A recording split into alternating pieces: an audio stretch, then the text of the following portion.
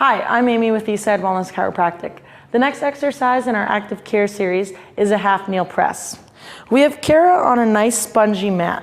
We do this because what we want to do is take away some of the stability so that she has to recruit more stability from her hip and core. So instead of being on a nice, firm, even surface that would be nice and simple, we take that away and make her work for the stability by being on a foamy, spongy mat so she doesn't have that nice, even surface. So now she has to work a little bit harder to maintain that core and hip stability. Now we have a couple options of weights when choosing what to use for your half kneel press. Again, similar to our arm bar, we want a weight that's difficult, but we don't want a weight that's impossible.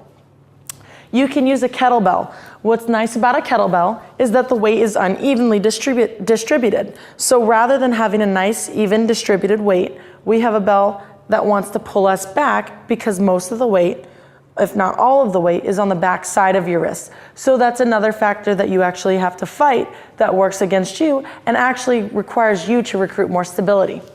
Our other option is to use a dumbbell. A dumbbell has the nice, even distributed weight on either side. So you may find that you can actually use a little bit heavier of a weight when using a dumbbell rather than using a kettlebell. What we're gonna do is have Kara come up into a bent elbow position. She's gonna tuck that nice into her ribs, and we're gonna have her hold the weight and the hand opposite of the knee that's up.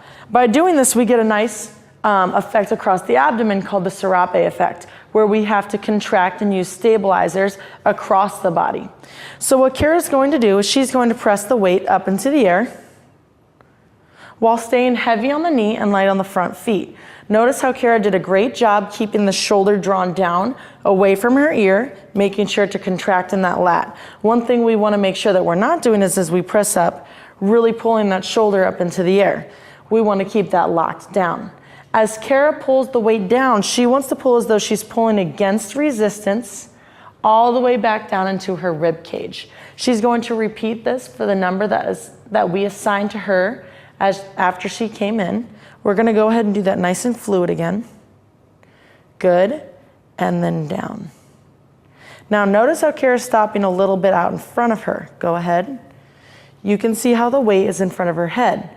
Where we want to be is back so that your elbow is in close proximity to your ear. Go ahead and pull that back down and do that one more time. This helps to keep us in a nice postured position rather than leaning forward as the weight comes forward. You can see how this sets Kara back a little bit. Go ahead and pull that down. Now, what happens from this exercise is we like to take the half kneel press into what's called a halo. Kara's gonna hold the weight in front of her. If it's a dumbbell, she's gonna hold what I like to call the ears of the dumbbell on either side.